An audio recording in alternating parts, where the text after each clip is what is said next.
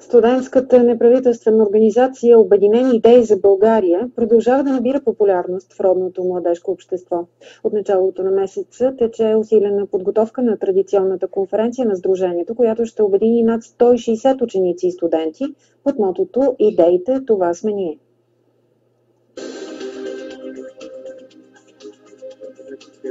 Половина насърчава гражданската активност на стотици млади българи. За трето поредно лято повечето от тях ще вземат участие в дискусионния форум „Идеите, това сме ние“. Там те ще имат възможност да разработят различни проекти с обществена и социална насоченост. Най-голямата мотивация за това да участвам в подобен форум е именно страхотната възможност да работиш с екипа вдъхновени и мотивирани млади хора.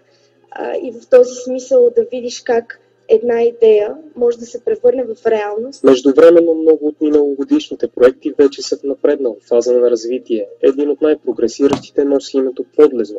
Неговият екип има за цел да освежи подземните пешеходни тунели в София, за да може гражданите да преминават безопасно през тях. Идеята като цяло е всъщност да добавим нови функции на подлеза, за да може да стане по-жив и да оставим примерно пейки за отдих на някои избрани от нас места и да го направим като една своеобразна природна галерия с специални табла от естествени материали.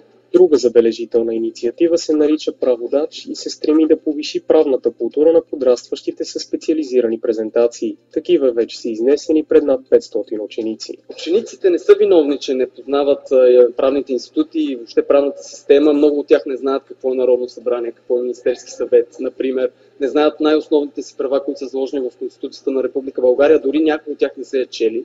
Което е нормално, защото не се преподава в училищата, а може би има нужда и ние се убедихме в това. Третото издание на Идеите, това сме ние, ще се проведе от 3 до 6 септември в Софийския университет. Записването за дискусионния форум започва на 10 юни.